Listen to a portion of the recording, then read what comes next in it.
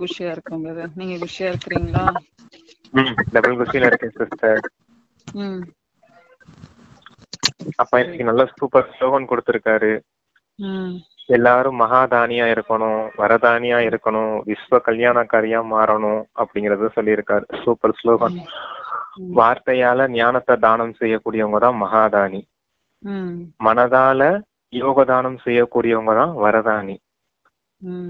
கர்மாவால செயல்பாடுகளால குணத்தை தானம் செய்யக்கூடியவங்க தான் விஸ்வ கல்யாணக்காரி. அப்பாவுக்கு பேர் தான் விஸ்வ கல்யாணக்காரி. அப்பா தான் குணங்களின் கடலா இருக்காரு இல்லையா? அப்ப குழந்தைங்களும் தந்தைக்கு சமமா மாறணும் அப்படிங்கிறதுக்காக அப்படி ஒரு ஸ்லோகன் கொடுத்திருக்காரு. அதை வச்சு நம்ம பெரிய அவ்வியத்தவாணியே பண்ணலாம் அந்த 3 வார்த்தையில. அவ்வளவு சூப்பரான ஸ்லோகன். அது செம்மையா இருந்துச்சு. இன்னைக்கும் 31/7/2024 முரளிக்கான கேள்வி பதில்களை பார்க்கலாம். ஃபர்ஸ்ட் கொஸ்டின், பாபா என்ன கேட்டிருக்காங்கன்னா, குழந்தைங்களாகி நீங்கள் பாபா மீது பலியாவது ஏன், பலியாவதன் அர்த்தம் என்ன அப்படின்னு கேட்டிருக்காங்க. பலியாவது என்றால் பாபாவின் நினைவில் மூழ்கி விடுதல்.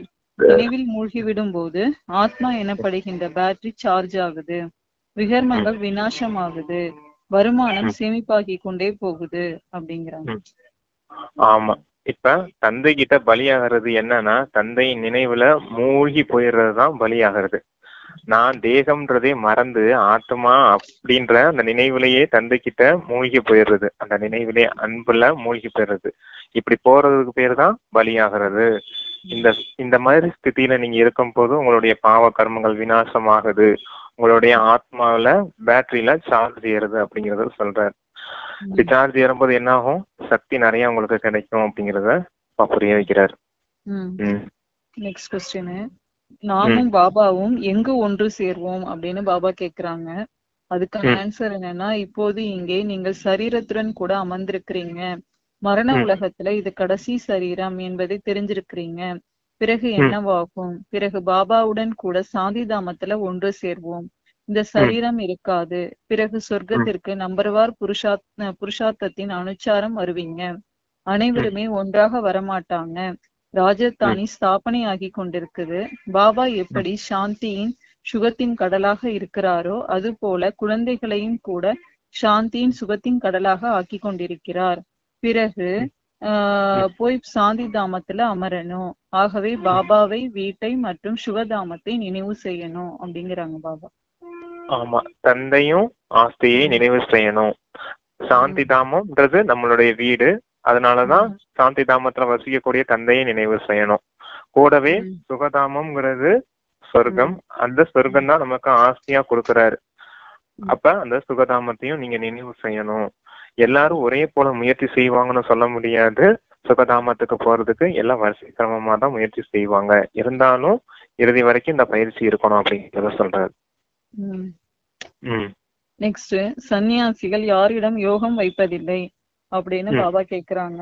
அதுக்கான ஆன்சர் என்னன்னா, இங்கே நீங்கள் எவ்வளவுக்கு எவ்வளவு இந்த மனநிலையில் அமர்றீங்களோ அந்த அளவு பல பிறவிகளுக்கான பாவங்கள் பஷ்பமாகுது. இது யோக அக்னின்னு சொல்லப்படுது. சன்னியாசிகள் சர்வ சக்திவானிடம் யோகம் வைக்கிறது இல்ல, அவர்கள் வசிக்கும் இடமாகிய பிரம்மத்திடம் யோகம் வைக்கிறாங்க. அவர்கள் தத்துவ யோகிகள், பிரம்மம் அல்லது தத்துவத்திடம் யோகம் வைப்பவர்கள் அப்படின்னு பாபா சொல்றாங்க. ஆமா, நம்ம தந்தை கிட்ட, சர்வசக்திவான் கிட்ட யோகம் வைக்கிறதுனாலதான் நம்மளுடைய பாவ கர்மங்கள் எல்லாம் விநாசமாகுது, நமக்கு சக்தி கிடைக்குது, தெய்வீக குணங்களின் சம்ஸ்காரம் உருவாகுது. ஆனா சன்னியாசிகள் என்ன செய்யறாங்க அப்படின்னா, அந்த வீடு இருக்கு இல்லையா, சாந்தி தாமம் தான் இறைவன் நினைச்சுக்கிட்டு அந்த வீட்டை நினைவு செய்யறாங்க. அது வீடுன்னு கூட அவங்களுக்கு தெரியறது இல்ல. அதனாலதான் அவங்க தத்துவ யோகிகள். ஏன்னா வீடுங்கிறது ஒரு தத்துவம் தானே. அது என்ன சொல்லுவாங்க, அந்த பஞ்ச தத்துவங்களுக்கும் கடந்த மேல ஒரு தத்துவம் இருக்குது, அதுதான் பிரம்ம தத்துவம்னு சொல்றாங்க. அவங்க அப்படி சொல்றாங்க பிரம்ம தத்துவம். அதனாலதான் அவங்கள பிரம்ம ஞானி, பிரம்ம யோகின்னு அவங்க பேர் வச்சுக்கிறாங்க. அந்த சொல்றாங்களே பிரம்மஸ்ரீன்னு பேர்ல வச்சுக்கிறாங்க இல்லையா, அது அந்த மாதிரி செய்யறாங்க தத்துவ யோகிகள் அவங்க அப்படிங்கறத சொல்றாரு. சர்வசக்திவான் கிட்ட இருந்து யோகம் வைக்கும் போதுதான் பாவ கர்மங்கள் விநாசம் ஆகுமே தவிர அந்த தத்துவத்துக்கிட்ட யோகம் வைக்கிறதுனால எந்த பிரயோஜனமும் இல்லைங்கிறத சொல்றாரு. நெக்ஸ்ட், சன்னியாசிகள் எதை சொல்றாங்க, எதை சொல்றது இல்ல அப்படின்னு பாபா கேக்குறாங்க. அதுக்கான ஆன்சர் என்னன்னா, இங்கே ஜீவாத்மாக்களின் விளையாட்டு நடைபெறுது. அங்கே இனிமையான வீட்டுல ஆத்மாக்கள் மட்டுமே இருக்கிறாங்க. இந்த இனிய வீட்டுக்கு செல்வதற்காக முழு உலகமும் முயற்சி செய்து கொண்டிருக்குது. சன்னியாசிகளும் சொல்றாங்க, நாங்கள் பிரம்மத்துல ஐக்கியமாகி விட வேண்டும் என்று. நாங்கள் பிரம்மத்தில் போய் வசிக்க நிவாசம் வேண்டும் என்று அவர்கள் சொல்றதில்ல. இதையோ குழந்தைகளாகி நீங்க இப்போது புரிந்து கொண்டு இருக்கிறீங்க அப்படிங்கிறாங்க பாபா. ஆமா, இங்க ஜீவாத்மாக்களின் விளையாட்டு நடக்குது எங்க, இந்த சாக்கார உலகத்துல. அப்ப அதே போல மேல ஆத்மலோகம் அது ஆத்மாக்களின் வசிப்பிடமா இருக்குது. அங்க எல்லாரும் தனித்தனி ஆத்மாக்களா தான் இருக்க முடியும். ஆனா அவங்க என்ன சொல்லிட்டாங்க அப்படின்னா, நாங்க ஜோதியோட ஜோதி ஐக்கியம் ஆயிடுவோம், அங்க அப்படியே கரைஞ்சு போயிடுவோம் அப்படிங்கறதெல்லாம் சொல்லியிருக்காங்க. அந்த மாதிரி எல்லாம் யாரும் இருக்க முடியாது சாந்தி தாமத்துல. இங்க எப்படி ஜீவாத்மாக்கள் தனித்தனியா இங்க உடல் எடுத்து பாகம் பண்றோம் இல்லையா, அதே போல அந்த சாந்தி தாமத்துல எல்லாரும் தனித்தனி ஆத்மாக்களா தான் இருக்க முடியும். யாரும் ஒருத்தரோட ஒருத்தர் ஒட்ட முடியாது, சேர முடியாது, இணைய முடியாது. தனித்தனி ஆத்மாக்கள் தனித்தனியா தான் இருப்பாங்க அப்படிங்கறத புரிய வைக்கிறார். இதெல்லாம் சன்னியாசிகள் சொல்ல முடியாது, தந்தை வந்துதான் இந்த விஷயத்த சொல்லி புரிய வைக்கிறேன் அப்படிங்கிறார். நெக்ஸ்ட், பக்தி மார்க்கத்துல எவ்வளவு குழப்பமான விஷயங்கள் இருக்குது அப்படின்னு பாபா கேட்க சொல்றாங்க. அதுக்கான ஆன்சர் என்னன்னா, பக்தி மார்க்கத்துல எவ்வளவு குழப்பமான விஷயங்களை கேட்டுக்கொண்டே இருக்கிறாங்க. இங்கோ பாபா 2 சொற்களை சொல்லி புரிய வைக்கிறாரு. எப்படி மந்திரம் ஜெபிக்கிறார்களோ இல்லையோ அது போல சிலர் குருவை நினைவு செய்யறாங்க, சிலர் யாரையோ நினைக்கிறாங்க, மாணவர்கள் ஆசிரியரை நினைக்கிறாங்க. இப்போது குழந்தைங்களாகிய உங்களுக்கு பாபா மற்றும் வீடு மட்டுமே நினைவு இருக்குது. பாபாவிடம் இருந்து நீங்கள் சாந்திதாமம் மற்றும் சுகதாமத்தின் ஆஸ்தியை அடைகிறீங்க. அதுதான் மனதில் நினைவு இருக்குது. வாயினால் எதுவுமே பேச தேவையில்லை. புத்தி மூலம் நீங்கள் தெரிஞ்சிருக்கிறீங்க. சாந்திதாமத்திற்கு பிறகு சுகதாமம். நாம் முதலில் முக்தியில் பிறகு ஜீவன் முக்தியில் செல்வோம். முக்தி ஜீவன் முக்தி அளிப்பவர் ஒரே ஒரு பாபா. பாபா குழந்தைங்களுக்கு அடிக்கடி சொல்லி புரிய வைக்கிறாரு அப்படிங்கிறாங்க. ஆமா, இந்த உலகத்துல எல்லாரும் குருவை நினைவு செய்யறாங்க, ஆசிரியரை நினைவு செய்யறாங்க, சிஷியர்கள் குருவை நினைவு செய்யறாங்க, மாணவர்கள் ஆசிரியரை நினைவு செய்யறாங்க. இப்படி ஒவ்வொருத்தவங்களையும் ஒவ்வொரு விதமா நினைவு செஞ்சுட்டு இருக்காங்க. அதெல்லாம் எந்த பிரயோஜனமும் இல்லை. இப்ப நீங்க குழந்தைங்களை நீங்க தந்தையை நினைவு செய்யறதுனாலதான் சாந்தி தாமத்துக்கு நீங்க போக முடியும். சாந்தி தாமமும் போறீங்க, அப்படியே சுகதாமமும் போறீங்க. இந்த முக்தி மற்றும் ஜீவன் முக்தி ஆஸ்தியை கொடுக்கக்கூடியவர் இந்த ஒரு தந்தை தான் அப்படின்னு சொல்றாங்கப்பா. நேரத்தை வீணாக்காமல் நாம் எப்படி முயற்சி செய்யணும் அப்படின்னு பாபா கேக்குறாங்க. அதுக்கான ஆன்சர் என்னன்னா, நேரத்தை வீணாக்க கூடாது. பல பிறவிகளின் பாவச்சுமை தலையில இருக்குது. இந்த பிறவியின் பாவங்கள் முதலியவை நினைவில் உள்ளன. சத்யுகத்துல இந்த விஷயங்கள் இருக்கிறதே இல்ல.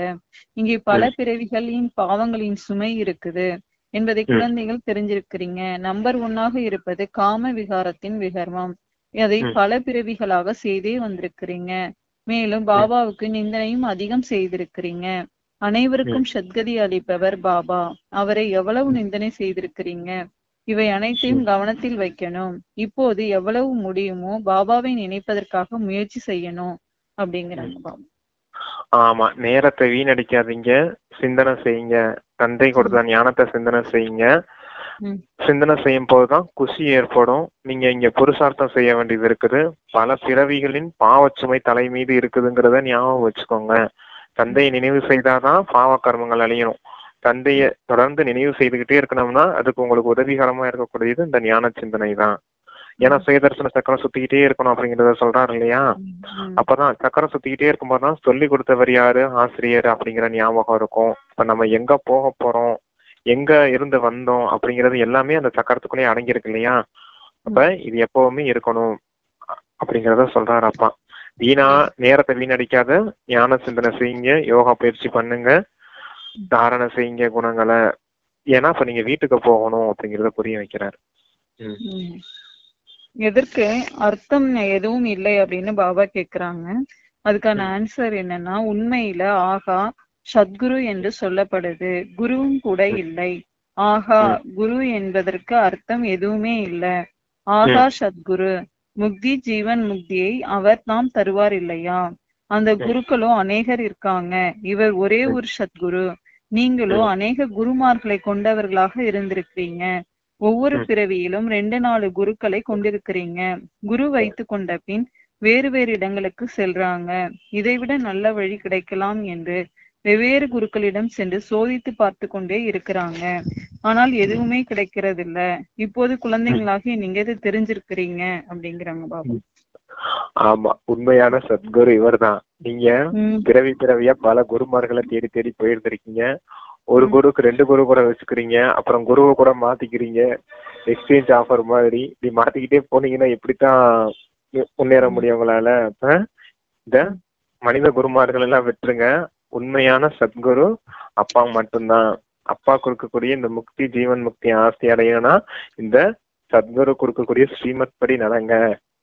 இந்த ஸ்ரீமத்துங்கிற உயர்ந்த வழியில் மூலமா தான் இந்த முக்தியையும் ஜீவன் முக்தி பதவியும் உங்களால அடைய முடியும். அந்த மனித குருமார்கள் உங்களை அப்படி முக்திக்கும் ஜீவன் முக்திக்கும் யாரும் அழைச்சிட்டு போறேன்ற உத்தரவாதம்லாம் கொடுக்க முடியாது. ஆனா நமக்கு அப்பா கேரண்டி கொடுக்குறாரு இல்லையா, உங்களை நான் கூடவே அழைச்சிட்டு போவேன் அப்படின்னு. யார் கூடவே அழைச்சிட்டு போறாங்களோ அவங்களதான் சத்குருன்னு சொல்ல முடியும்.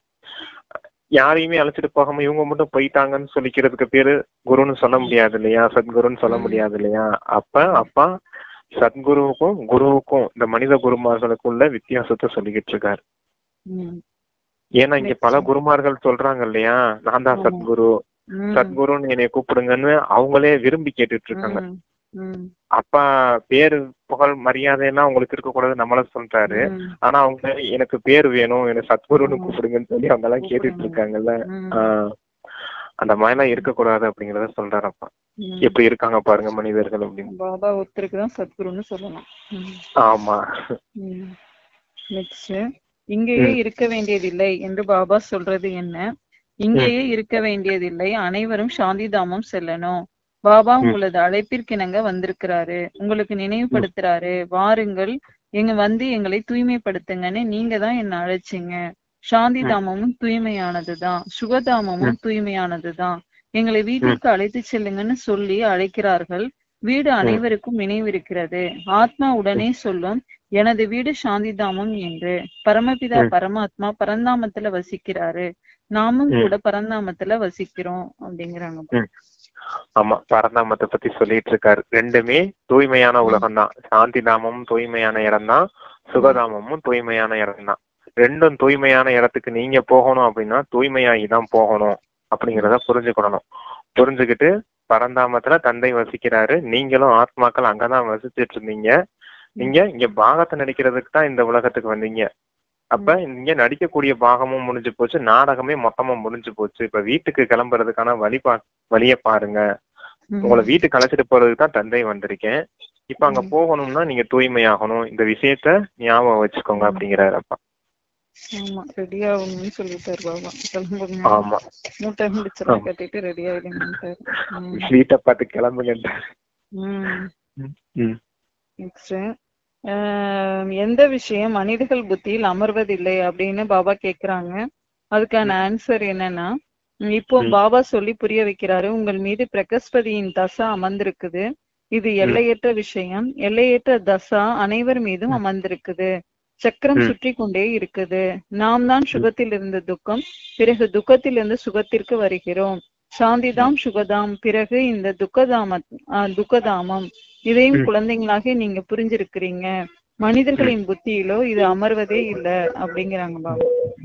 ஆமா, உங்களுக்கு இப்ப குரு திசை அமர்ந்திருக்கு. அதுவும் எல்லைக்கு உட்பட்ட திசை இல்ல, எல்லையற்ற குரு திசை அமர்ந்திருக்கு. அப்ப இந்த நேரம் தான் நீங்க உங்களுடைய துக்கம், அசாந்தி எல்லாமே விலகிடுச்சு. விலகினதுனாலதான் குரு திசையே வந்திருக்குது. இன்னமும் பழைய விஷயங்களுக்கு நீங்க சம்ஸ்காரத்துக்கு வசமாகி இன்னும் பாவ கர்மங்கள் செய்யாதீங்க. குரு திசை ஆரம்பிச்சுன்றத புரிஞ்சுக்கிட்டு எல்லையற்ற நிலைக்கு போறதுக்கான முயற்சி செய்யுங்க.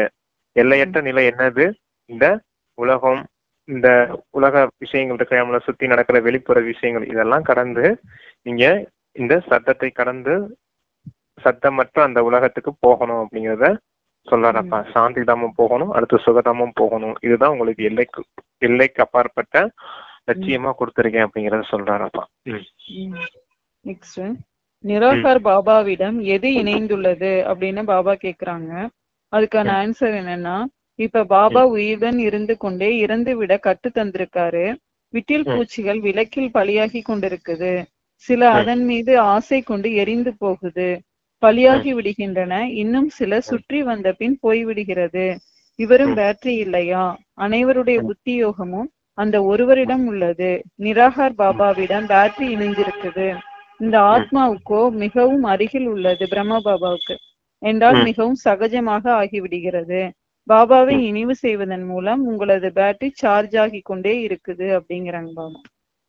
ஆமா, இப்ப ஒரு வீட்டுல ஒரு விளக்க கொளுத்தி வச்சோம் அப்படின்னா, வீட்டுல விட்டில் பூச்சி இருந்துச்சுன்னா உங்களுக்கு தெரியும். அந்த விளக்கு கிட்ட வந்து ஒரு சில பூச்சிகள் பலியாயிடும். அதே போல தந்தைய தெரிஞ்சுக்கிட்ட உடனே குழந்தைகள் வந்து தந்தை தான் எங்களுக்கு உண்மையான அப்பா அப்படின்னு புரிஞ்சுக்கிட்டு தந்தைக்கிட்ட உடனே பலியாயிடுறாங்க. சிலர் என்ன செய்யறாங்க அப்படின்னா, சில பூச்சி என்ன செய்யும் அப்படி பாத்திருக்கீங்கன்னா, அப்படியே அந்த விளக்கு சுத்திக்கிட்டே இருக்கும். சுத்திக்கிட்டே அப்புறம் பறந்து போயிடும். அது போல இங்க வாராங்க குழந்தைங்க, தந்தை சொல்ற விஷயங்கள்லாம் கேட்கறாங்க, அப்புறம் தந்தையை விட்டே விலகி போயிடுறாங்க. அப்படிங்கிறதுக்கு அந்த விட்டில் பூச்சி உதாரணமா வச்சு இங்க வரவங்க எப்படிலாம் இருக்காங்க அப்படிங்கறத புரிய வைக்கிறார் அப்பா. நெக்ஸ்ட், யாருக்கு கொஞ்சம் கஷ்டம், யாருக்கு கொஞ்சம் சுலபம் அப்படிங்கறத பாபா கேக்குறாங்க. அதுக்கான ஆன்சர் என்னன்னா, குழந்தைங்களாகி உங்களுக்கு கொஞ்சம் கஷ்டம், இவர் பிரம்ம பாபாவுக்கு சுலபம். இருந்தாலும் இவர் புருஷார்த்தம் செய்தாக வேண்டும். நீங்கள் எவ்வளவு செய்ய வேண்டியுள்ளதோ அந்த அளவுக்கு இவர் எவ்வளவு அருகில் இருக்கிறாரோ அந்த அளவு அதிகமான சுமையும் இருக்குது, பாடலும் உள்ளது. யாருக்கு தலைமையில் விவகாரம்? இவருக்கு அதிகமாக விவகாரங்கள் உள்ளன இல்லையா? சிவபாபா சம்பூர்ணமானவர், இவர் பிரம்ம பாபா சம்பூர்ண ஆகல. அப்ப சொல்லிருக்காங்க பாபா, இவர் அனைத்தையும் பார்க்க வேண்டியுள்ளது. இருவரும் இணைந்தே இருக்கிறாங்க, இருந்தாலும் சிந்தனை இருக்கத்தானே செய்யுது அப்படிங்கிறாங்க. ஆமா, இப்ப சிவபாபா வந்து சம்பூர்ண நிலையில இருக்காரு. ஆனா பிரம்மா பாபா இன்னும் சம்பூர்ணம் ஆகாம இருக்காரு. இவரும் முயற்சியாளரா இருக்காரு. இவரும் உங்களை போல முயற்சியாளர் தான். இவரும் உங்களை விட அதிகமா புருஷார்த்தம் பண்ண வேண்டியது இருக்குது. ஏன்னா ஒரு பாடல் கூட இருக்கு, யாருக்கு தலை மீது விவகாரம் இருக்குதோ அவங்களுக்கு சுமையும் ஜாஸ்தியா இருக்கும் இல்லையா அப்படிங்கிறத சொல்லிட்டு, இப்ப பிரம்மா பாபாவுக்கும் விவகாரங்கள் அதிகமா இருந்திருக்கு இல்லையா. ஏன்னா அவ்வளவு குழந்தைகளையும் பார்க்கணும், பாலனை பண்ணணும் இல்லையா.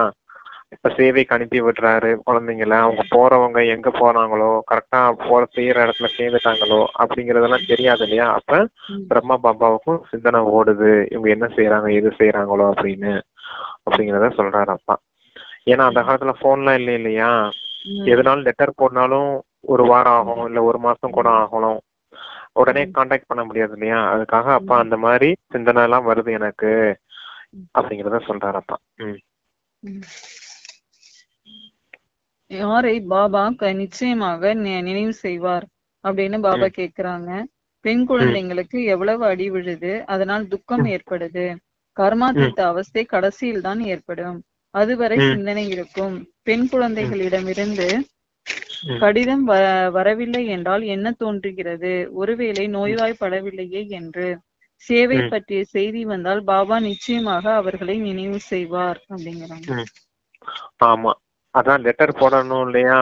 இப்ப குழந்தைங்க சேவைக்கு போயிருக்காங்க அப்படின்னா தந்தைக்கு லெட்டர் போட்டதான் தெரியும் சேவை விஷயமா இருக்குதா, இல்ல அவங்களுக்கு நோய் வாய்ப்பட்டு இருக்குதா அப்படின்னு. தந்தை இங்க உட்காந்து ஒருத்தரை நம்ம அப்பா இருக்காரு, நம்மளை வெளியே அனுப்பிட்டாரு அப்படின்னா உங்களுக்கு அந்த விஷயங்கள் ஓடிட்டே இருக்க முடியாது லௌகீகத்துல கூட. அந்த மாதிரி பிரம்மா பாபா எனக்கு கூட அந்த குழந்தைங்க என்ன செய்யறாங்க அப்படிங்கிற அந்த விஷயம்லாம் ஓடுது. லெட்டர் வந்தா சந்தோஷப்படுவாரு பிரம்மா பாபா அப்படிங்கிறத சொல்றாரு. லெட்டர் போட்டாங்கன்னா குழந்தைங்க சேஃபா தான் இருக்காங்க, அவங்களுக்கு எந்த பிரச்சனையும் இல்லைன்றத புரிஞ்சுக்கிடுவாரு இல்லையா. அதுக்காக அப்பா அப்படி சொல்லி புரிய வைக்கிறார்.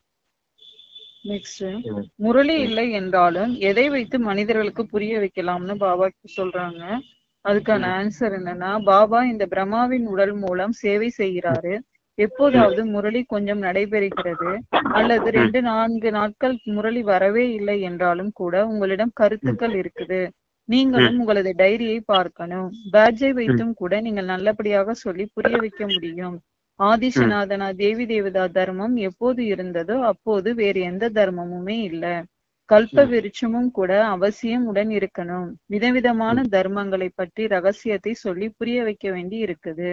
முதல்ல ஒரு அத்வைத தர்மம் மட்டுமே இருந்தது. உலகத்துல சாந்தி, சுகம், தூய்மை இருந்தது. பாபாவிடம் இருந்துதான் ஆசி கிடைக்குது. ஏன்னா பாபா சாந்தியின் கடல், சுகத்தின் கடல் இல்லையா.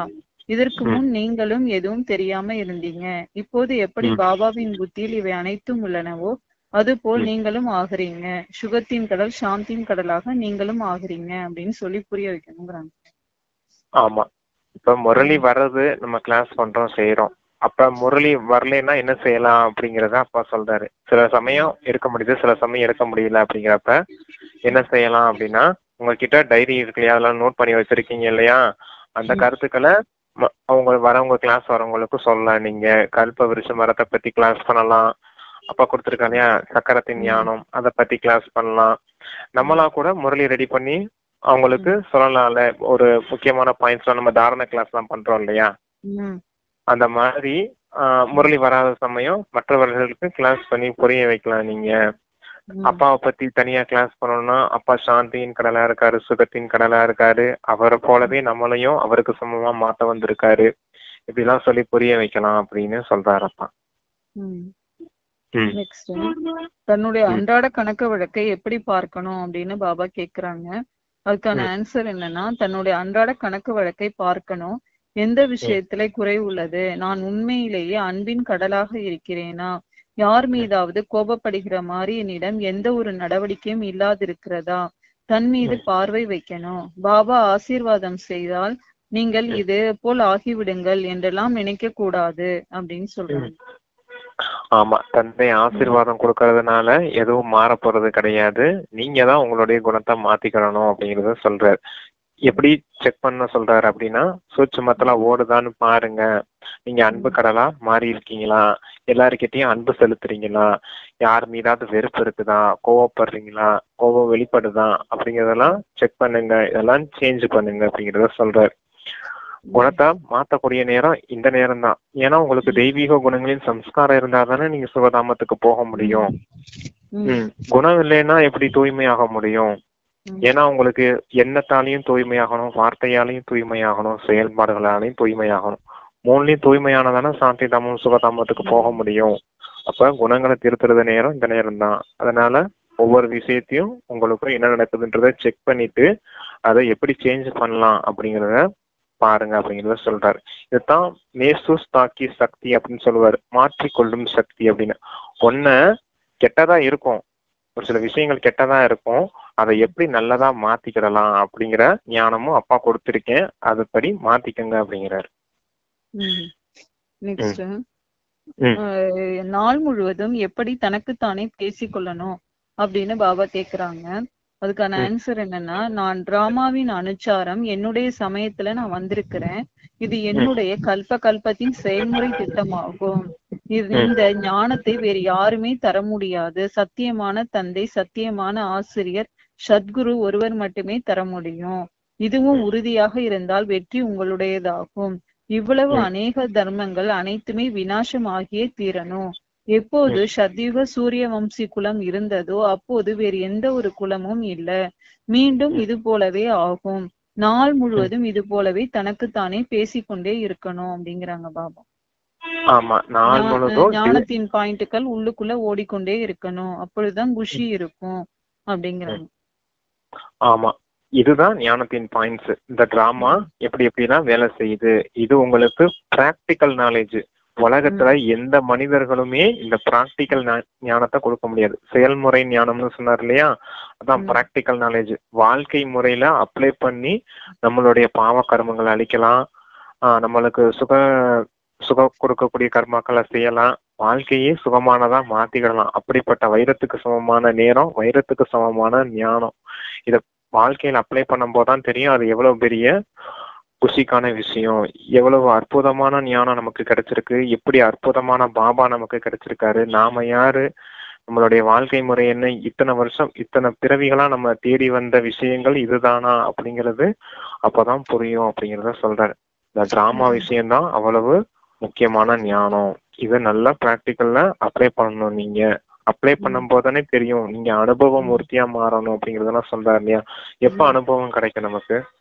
பிராக்டிக்கல்ல ஞானத்தை அப்ளை பண்ணி அது வெற்றி அடையும் போதுதான் நமக்கும் அனுபவம் கிடைக்கும். ஓ, இப்படி செஞ்சா இப்படி நடக்குதா அப்படிங்கிறப்ப அடுத்த முறை இதை எப்படி பயன்படுத்தலாம், பயன்படுத்துங்க, பிரயோகியா ஆகுங்க அப்படின்லாம் சொல்றாரு இல்லையா நமக்கு வரதானமா. ம். அவ்வளவு விஷயமும் அந்த ஒரு விஷயத்துக்குலாம் அடங்கி இருக்கு. இந்த ஞானத்தை பிராக்டிக்கல் நாலேஜா, இந்த பிராக்டிக்கல் நாலேஜா வாழ்க்கையில அப்ளை பண்ணுங்க அப்படின்னு சொல்றதுல. நெக்ஸ்ட், கடைசி நேரத்துல இரவும் பகலும் நாம் எதை வென்றவர்களாக ஆவோம் அப்படின்னு பாபா கேக்குறாங்க. அதுக்கான ஆன்சர் என்னன்னா, இரவிலும் கூட நேரம் கிடைக்கும் பார்க்கிறீர்கள். ஆத்மா உடல் உறுப்புகள் மூலம் காரியம் செய்து செய்தே களைத்து போய் பிறகு தூங்கி விடுது. பாபா உங்களுடைய பக்தி மார்க்கத்தின் அனைத்து களைப்பையும் போக்கி களைப்பற்றவராக ஆக்கி விடுறாரு. எப்படி இரவில் ஆத்மா களைத்து போனால் சரீரத்திலிருந்து தனியாக ஆகிவிடுது, அது தூக்கம்னு சொல்லப்படுது. தூங்குவது யார்? ஆத்மாவுடன் கூடவே கர்மேந்திரியங்களும் தூங்கி விடுது. ஆகவே இரவில் தூங்கும் நேரத்தில் கூட பாபாவை நினைவு செய்து இது போலெல்லாம் சிந்தனை செய்து தூங்கி போகணும். கடைசி நேரத்துல இரவும் பகலும் நீங்கள் தூக்கத்தை வென்றவராக ஆக முடியும். பிறகு நினைவிலேயே இருப்பீங்க. மிகுந்த குஷி இருக்கும். 84 பிறவிகளின் சக்கரத்தை சுத்தி கொண்டே இருப்பீங்க. கொட்டாவி அல்லது தூங்கி விழுதல் முதலியன இருக்காது. தூக்கத்தை வெல்லக்கூடிய குழந்தைங்களே, வருமானத்தின் சமயத்தில் ஒரு பொழுதும் தூங்கக்கூடாது. எப்போது ஞானத்தின் போதையில் மூழ்கிறீங்களோ அப்போது உங்களது மனநிலை அது போல இருக்கும். இங்கே நீங்கள் கொஞ்ச நேரம் அமர்றீங்க என்றால் ஒரு பொழுதும் கொட்டாவி அல்லது தூங்கி விழுதல் வரக்கூடாது. மற்ற பக்கம் கவனம் செல்வதால் பிறகு கொட்டாவி வரும் அப்படிங்கிறாங்க. அந்த கொட்டாவிக்கு பேர் என்னன்னா கொட்டாவின்னு சொல்லக்கூடாது. கொட்டாவிங்கிறத கெட்ட ஆவின்னு மாத்திக்கணும். அதுதான் சரியான வார்த்தை. அது கெட்ட ஆவி. இது வாய் திறந்து ஆணு கொட்டாவி விட்டுறீங்கன்னா கெட்ட ஆவி பூந்துருச்சுன்றத புரிஞ்சுக்கோங்க. ஏன்னா புத்தி அங்கங்கேயும் அலப்பாய ஆரம்பிச்சிடும். கண்ட விஷயங்களை யோசிக்க ஆரம்பிச்சிடும். அலட்சியம் வரும், சோம்பேறித்தனம் வரும், எல்லாம் மாயாவின் ரூபம் வரும் அப்படிங்கறத சொல்றாரு. அப்ப வாயை திறந்து கொட்டாவி விட்டீங்கன்னா என்ன அர்த்தம்? இது கெட்ட ஆவி பூந்துருக்குன்றது புரிஞ்சுக்கோங்க அப்படின்ற அப்படின்னு சொல்றாங்க. அப்புறம் இந்த விஷயங்கள் நைட்டு தூங்கும் போது ஆத்மா வேற கர்மேந்திரியங்கள் வேற தனியாயிடுது. தூக்கம் அது தூங்குறப்ப அந்த ஆத்மா களைச்சு போறதுனாலதான் தூக்கமே வருது அப்படின்னு சொல்லி பாபா தூக்கத்துல கூட தூங்குறதுக்கு முன்னாடி கூட பாபாவை சிந்தனை செஞ்சுட்டு தூங்கணும். அப்ப கடைசி நேரத்துல நம்ம இரவும் பகலும் தூக்கத்தை வென்றவர்களாக தூங்க முடியாதுங்கிறாங்க பாபா. கடைசி நேரத்துல நம்ம சுயதர்ஷன சக்கரம் நம்ம மனசுல சுத்திக்கிட்டே இருக்கணும். அந்த மாதிரி நிலையெல்லாம் வரும். அப்ப தூக்கமே இருக்காம போகக்கூடிய நேரம் எல்லாம் வரப்போகுது அப்படிங்கிறாங்க. ஆமா, நித்ரா ஜித்தா மாறணும். நீங்க யோக பலத்தால நித்திரையே வென்றவங்களா மாறிடுவீங்க. அப்ப தூக்கத்தையே தியாகம் செய்திருவீங்க. ஏன்னா உங்களுக்கு இறுதி நேரம் அவ்வளவு குஷி இருக்கும். ஞான சிந்தனை ஓடிக்கிட்டே இருக்கும். சுயதர்சன சக்கரம் சுத்திக்கிட்டே இருப்பீங்க. 84 பிறவிகளின் சக்கரம் சுத்திக்கிட்டே இருக்கும். உங்களுக்கு குஷி கிடைச்சிக்கிட்டே இருக்கும் அப்படிங்கிறத சொல்றாரு. அந்த போதையிலே இப்ப நீங்க பிராக்டிஸ் பண்ணுங்க. அந்த போதையிலே இருந்து தூங்கி பழகிட்டீங்க அப்படின்னா இறுதி நேரம் உங்களுக்கு ரொம்ப சுலபமா இருக்கும் அப்படிங்கறது சொல்றாரு. நெக்ஸ்ட், தானம் கொடுக்கவில்லை என்றால் நம்மிடம் எது இல்லை என்று பொருள்னு பாபா கேக்குறாங்க. அதுக்கான ஆன்சர் என்னன்னா, குழந்தைங்களாகிய நீங்கள் இதையும் கவனத்துல வைக்கணும். நாம் மற்றவர்களையும் கூட நம்மை போல ஆக்கணும். பிரஜைகளோ வேணும் தானே? இல்லை என்றால் எப்படி ராஜா ஆவீங்க? கொடுப்பதால் செல்வம் குறையாது. மற்றவர்களுக்கு சொல்லி புரிய வைக்கிறீங்க. தானம் கொடுத்து கொண்டே இருக்கிறீங்க என்றால் அது ஒரு பொழுதும் குறையாது. இல்லை என்றால் சேமிப்பாகாது. மனிதர்களோ மிகவும் கஞ்சத்தனம் உள்ளவர்களாக இருக்கிறாங்க. செல்வத்திற்காக மிகுந்த சண்டை சச்சரவுகளும் ஆகிவிடுது. இங்கே பாபா சொல்றாரு, நான் இந்த அழியாத செல்வத்தை அளிக்கிறேன் என்றால் நீங்களும் பிறகு மற்றவர்களுக்கு கொடுத்து கொண்டே இருங்க. இதில் சிக்கனம் கூடாது. தானம் கொடுக்கவில்லை என்றால் தன்னிடம் புத்தி இல்லைன்னு பொருள்னு சொல்றாங்க பாபா. ஒண்ணும் இல்லை அப்படிங்கிற அர்த்தம். இந்த வருமானம் அப்படிப்பட்டது. இதில் சண்டை முதலியவற்றின் விஷயம் கிடையாது அப்படிங்கிறாங்க. ஆமா, இந்த உலகியல் மனிதர்கள் என்ன செய்யறாங்கன்னா செல்வம் கொடுக்கறதுக்கெல்லாம் சண்டையிட்டு கொண்டு இருக்காங்க. இருந்தாலும் சிலர் நம்ம துவாபர யுகத்துல நல்ல செல்வ செழிப்போட இருக்கும் போது மற்றவர்களுக்கு தானம் செய்து வந்திருக்கோம். என்னென்ன தானம்னா இந்த கோதானம், பூதானம், வஸ்திர தானம், அன்னதானம் இதெல்லாம் செய்திருக்கோம் இல்லையா? அதுதான் தானிகள். அவங்கள கொடுக்கறவங்கள, இந்த மாதிரி ஸ்தூல பொருட்களை கொடுக்கறவங்களுக்கு பேர் வெறும் தானி தான். ஆனா அப்பா நம்ம கிட்ட என்ன சொல்றாரு அப்படின்னா, இந்த ஞானத்தை அடுத்தவங்களுக்கு சொல்லி புரிய வைக்கிறோம் பாத்தீங்க இல்லையா? அப்ப ஞான தானம் செய்யறோம். வார்த்தையால ஞான தானம் செய்யறீங்கள நீங்க, அது உங்களுக்கு பேர் தான் மகாதானி. பொருட்களை தானம் செய்தவங்களுக்கு வெறும் தானின்னு தான் பேரு. ஞானத்தை தானம் செய்தவங்களுக்கு பேர் தான் என்ன? மகாதானின்னு பேரு. அப்ப இந்த மகாதானத்தை செய்யுங்க. இந்த மாதிரி நீங்க ஞானத்தை தானம் செய்யலைன்னா உங்களுக்கு அந்த சேமிப்பு கணக்கு இல்லைன்னு தான் சொல்ல முடியும். நீங்க எந்த அளவுக்கு இந்த ஞானத்தை தானம் செய்யறீங்களோ அந்த அளவுக்கு சேமிப்பு அதிகரிச்சுக்கிட்டே போகும் அப்படிங்கிறத சொல்றாரு. இதுதான் சேமிக்கக்கூடிய நேரம்ன்றதான் புரிய வைக்கிறாரு. நெக்ஸ்ட், நாம் வெளிப்படையாக தெரியாத யாராக உள்ளோம் அப்படின்னு பாபா கேக்குறாங்க. அதுக்கான ஆன்சர் என்னன்னா, இது குப்தமானதுன்னு சொல்லப்படுது. நீங்க குப்தமான போர் வீரர்கள். 5 விகாரங்களோடு நீங்கள் போராடுறீங்க. நீங்கள் வெளிப்படையாக தெரியாத போர் வீரர்கள். காலால் படையினர் அதிகம் பேர் இருப்பாங்க. இங்கும் அது போல் உள்ளனர். பிரஜைகள் அதிகம் பேர் உள்ளனர். மற்றபடி கேப்டன், மேஜர் முதலிய அனைவரும் இருக்காங்க. நீங்கள் சேனையாக இருக்கிறீங்க. அதிலும் நம்பர்வார் இருக்கிறீங்க. இவர் கமாண்டர், இவர் மேஜர் என்று மகாரதி குதிரை படையினர் இருக்கிறார்கள் இல்லையா? இதையோ பாபா அறிவார். 3 விதமாக புரிய வைப்பவர்கள் இருக்காங்க அப்படிங்கிறாங்க பாபா.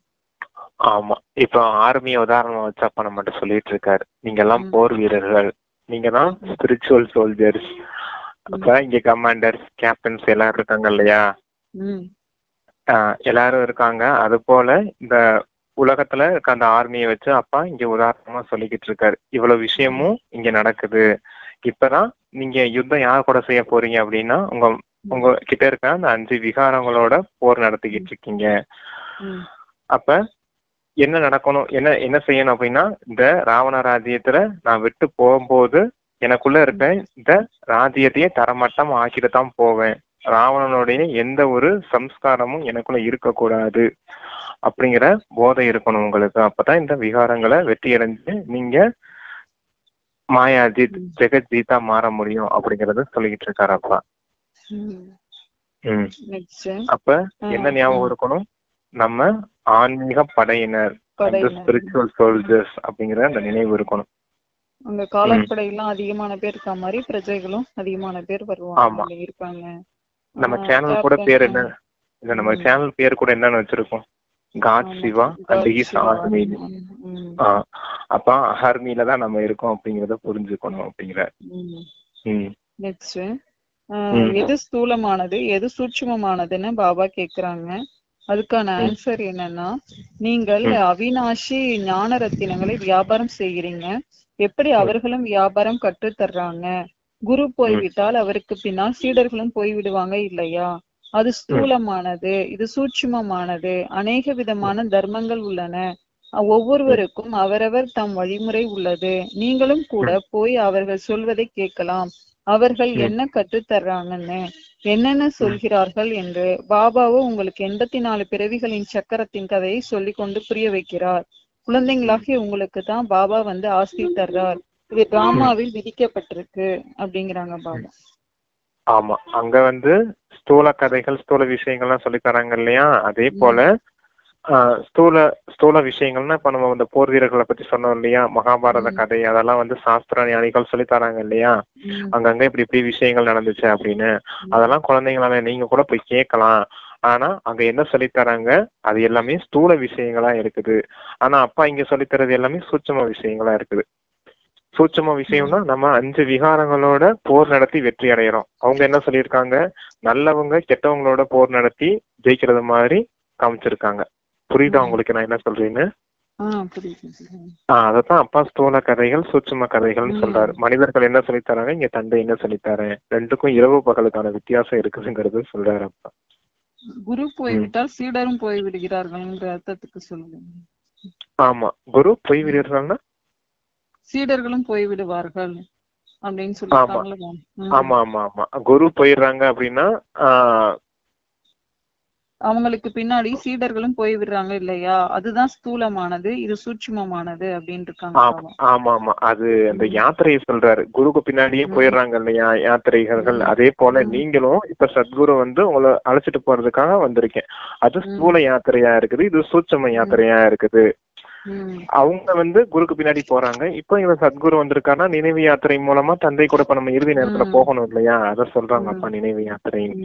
அது ஸ்தூல யாத்திரை, இது நினைவு யாத்திரை. நெக்ஸ்ட், இங்க எந்த கணக்கை வைக்க வேண்டி இருக்குது அப்படின்னு பாபா கேக்குறாங்க. அதுக்கான ஆன்சர் என்னன்னா, இப்போது கலியுக முடிவு வரை இந்த ஆத்மாக்கள் வந்து கொண்டே இருக்கிறாங்க. எதுவரை பாபா இங்கே இருக்கிறாரோ எண்ணிக்கை கூடிக்கொண்டே இருக்குது. பிறகு இவர்கள் அனைவரும் எங்கே வசிப்பார்கள், எங்கே சாப்பிடுவார்கள், எல்லா ம், கணக்கையும் வைக்க வேண்டி உள்ளது இல்லையா? அங்கோ இவ்வளவு மனிதர்கள் இருக்க மாட்டாங்க. சாப்பிடுபவர்கள் கொஞ்சம் பேர். ம், அனைவருக்கும் அவரவர் வயல்கள் இருக்கும். தானியத்தை வைத்துக் கொண்டு என்ன செய்வாங்க? அங்கே ம், மழை முதலியவற்றிற்காக யாகம் முதலியவை செய்ய வேண்டி இருக்காது. இங்கே ம், செய்ய வேண்டி இருப்பதை போல. இப்போது ம், பாபா யஞத்தை படைத்திருக்கிறாரு. பழைய ம், சிருஷ்டி முழுவதும் யஞத்தில் ஸ்வாகா ஆகிவிடும். இது ம், எல்லையற்ற யஞம். அவர்கள் எல்லைக்குட்பட்ட யாகத்தை மழைக்காக அமைக்கிறாங்க.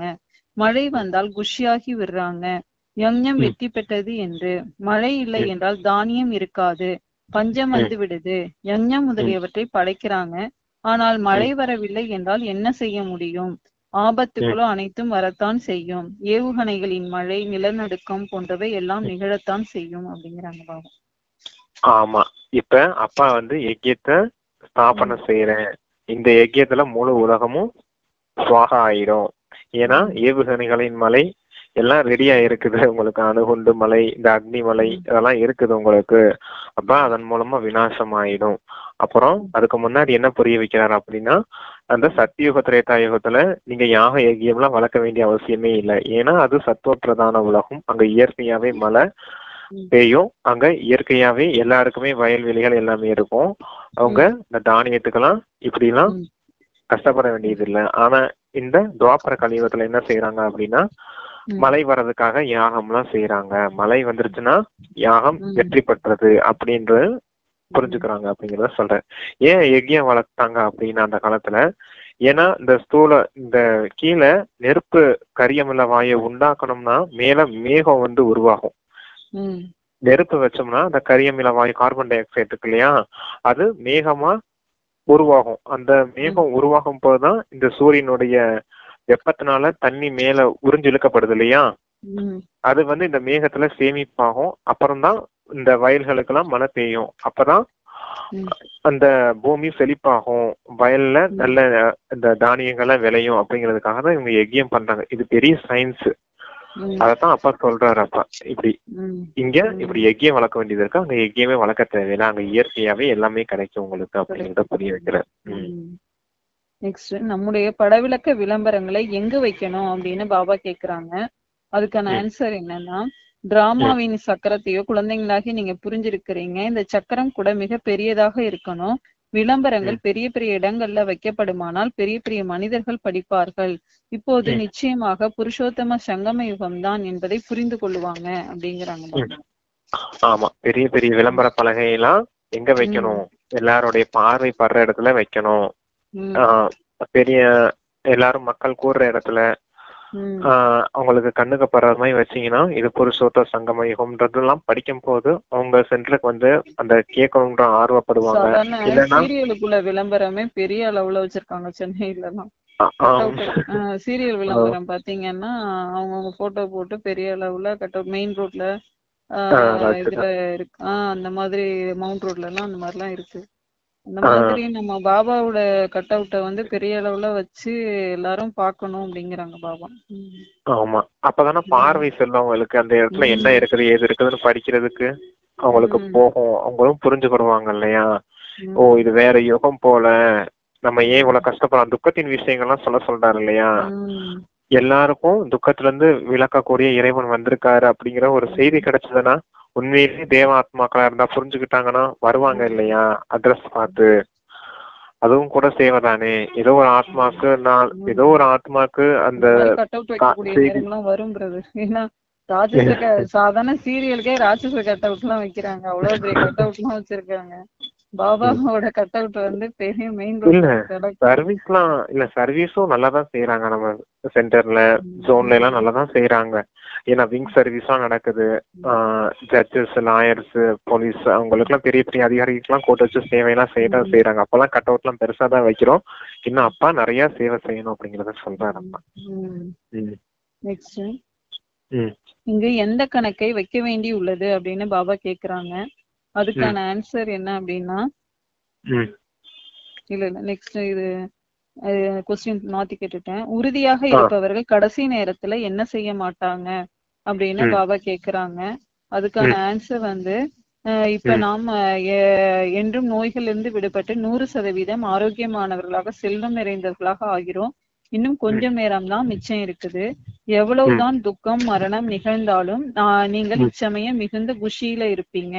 நீங்க தெரிஞ்சிருக்கிறீங்க மரணம் வந்தே ஆகணும். இது கல்பத்தின் விளையாட்டாகும். கவலை எதுவும் ஏற்படுவதில்லை. யார் உறுதியாக இருக்கிறாங்களோ அவர்கள் ஐயோ ஐயோ என கூக்குரலிட மாட்டாங்க. மனிதர்கள் யாராவது ஒருவருடைய ஆபரேஷன் முதலியவற்றை பார்ப்பார்களானால் அவர்களுக்கு தலை சுற்றல் வந்து விடுது. இப்போதோ எவ்வளவு பெரிய மரணம் ஏற்பட போகுது. குழந்தைகளாக நீங்கள் புரிந்திருக்கிறீங்க. இவை அனைத்தும் நடந்தாகணும். வேட்டையாடப்படும் மிருகம் இறந்தால் வேட்டைக்காரனுக்கு கொண்டாட்டம். இப்பழைய உலகத்திலோ அதிக துக்கத்தை அடைந்தாயிற்று. இப்போது புதிய உலகத்துக்கு செல்லணும் அப்படிங்கிறாங்க. ஆமா, அப்பா மரணம்ங்கிறது உங்களுக்கு ஒரு விளையாட்டு மாதிரி. இந்த ஒரு காமெடி கூட இருக்கு, வாங்க செத்து செத்து விளையாடுவோமா அப்படின்னு சொல்லி ஒரு காமெடி தெரியுமா, வடிவேல் காமெடி. அது மாதிரி சொல்றாரு அப்பா. இப்போ உங்களுக்கு இந்த மரணங்கிறது ஒரு விளையாட்டு போல அப்படிங்கறத சொல்றாரு. இறுதி நேரம் எல்லாரும் சரீரத்தை விட்டுட்டு தான் போகணும் அப்படிங்கிற அந்த உறுதித்தன்மை உங்களுக்கு இருக்கு. அப்ப இங்க நடக்கிற துக்கங்கள், அசாந்தி, மற்ற கவலை, துக்கம் எல்லாமே, வேதனை, வலி எல்லாமே இப்ப கொஞ்ச நேரத்துக்கு தான். அடுத்து நமக்கு நல்ல சரீரம் கிடைக்க போகுது, சுகமா வாழ போறோம். அடுத்து வர 5000 வருஷமோ இது இறுதி நேரத்தின் விநாசம். முழு உலகத்துக்குமே நன்மை நடக்கிறதுக்காக இந்த விநாசம் ஏற்படுது அப்படிங்கிற விஷயங்கள்லாம் உறுதித்தன்மையா நீங்க புரிஞ்சிருக்கும் போது உங்களுக்கு இது ஒரு விளையாட்டு அனுபவமாகும். உங்களுடைய சரீரத்தை விடுறதும் சரி, மற்றவர்கள் உங்க சரீரத்தை விட்டுட்டு போறதும் உங்களுக்கு ஒரு விளையாட்டு போல அனுபவமாகும் அப்படின்னு சொல்றேன். நெக்ஸ்ட் பிரதர், நாம் எவ்வாறு குணமூர்த்தி ஆவது அப்படின்னு பாபா கேக்குறாங்க. அதுக்கான ஆன்சர் என்னன்னா, அனைவரிடமும் அதிகமாக ஞானம் இருக்குது. ஆனால் தற்போது குணங்களை வெளிப்படுத்தக்கூடிய அவசியம் இருக்குது. எனவே விசேஷ கர்மத்தின் மூலமாக குணத்தின் வள்ளல் ஆகுங்க. நான் எப்போதும் குணமூர்த்தியாகி அனைவரையும் குணத்தின் மூர்த்தி ஆக்குவதற்கான காரியத்தில் ஈடுபட்டு இருக்கணும் என்ற எண்ணம் வைக்கணும். வீணானதை பார்ப்பதற்கு, கேட்பதற்கு, செய்வதற்கு நேரம் இருக்காது. இந்த விதியினால் தன்னுடைய மற்றும் மற்றவர்களுடைய பலவீனங்கள் சுலபமாக சமாப்தி ஆகிடும். எனவே இதில் ஒவ்வொருவரும் தன்னை நிமித்தம்னு புரிந்து அனைத்து குணங்களும் நிறைந்து மற்றவர்களை மாற்றுவதற்கான உதாரணம் ஆகுங்க அப்படிங்கிறாங்க பாபா. ஆமா, ஞானம்லாம் எல்லாரும் நல்லா தான் சொல்றீங்க, குணம் தான் யாருக்கிட்டையும் இல்ல அப்படிங்கறத சொல்றாரு. என்ன இதுக்குமே அந்த வடிவேல் காமெடி நல்லா சூட் ஆகும். உங்ககிட்ட ஸ்டார்டிங்லாம் நல்லா தான் இருக்குது, ஆனா பினிஷிங் சரியில்லையப்பா அப்படின்னு சொல்லுவார் தெரியுமா. அது போல ஞானம்லாம் நல்லா தான் சொல்றீங்க, உங்ககிட்ட குணம் இல்ல. இப்ப அந்த குணங்களின் அவசியம் இருக்குது. நீங்களும் குணங்களை வள்ளல் போல தானம் செய்து குணமூர்த்தியா ஆகணும், மற்றவர்களையும் குணமூர்த்தியா ஆக்கணும். அப்படிப்பட்ட சேவை செய்யணும். நீங்க உங்களுடைய விசேஷ கர்மா மூலமா உங்களுடைய குணங்களை வெளிப்படுத்துங்க. நீங்க உதாரணமா இருந்து மற்றவர்களையும் அந்த விஷயத்துக்கு கொண்டுட்டு வாங்க அப்படிங்கிறது. நீங்க தான் ஆதார மூர்த்தியா இருக்கீங்க, உதாரண மூர்த்தியா இருக்கீங்க. மற்றவங்களுக்கு ரோல் மாடலா நீங்க தான் இருக்கணும். உங்களுடைய குணத்தை பார்த்துதான் அவங்க குணங்களை கத்துக்கிடுவாங்களே தவிர நீங்க வார்த்தையால வெறும் ஞானத்தை சொல்லிக்கிட்டே இருந்தீங்கன்னா அவங்க கேட்க மாட்டாங்க, அவங்க காது கேட்காது. உங்களுடைய செயல்பாடுல குணத்தை காட்டும் போது இவங்களை போல நாமளும் மாறணும் அப்படிங்கிற அந்த உதாரணமா எக்ஸாம்பிளா நீங்க வாழுங்க அப்படிங்கறத சொல்றாப்பா. நெக்ஸ்ட், எது எதன் மூலமாக நாம் தானம் செய்யணும் அப்படின்னு பாபா கேட்டாங்க. நீங்க அதை ஸ்டார்டிங்ல கூட சொன்னீங்க. அதுக்கான ஆன்சர் என்னன்னா, மனதின் மூலமாக யோக தானம், வார்த்தையின் மூலமாக ஞான தானம் மற்றும் கர்மத்தின் மூலமாக குணத்தையும் தானம் செய்யுங்க அப்படிங்கிறாங்க பாபா.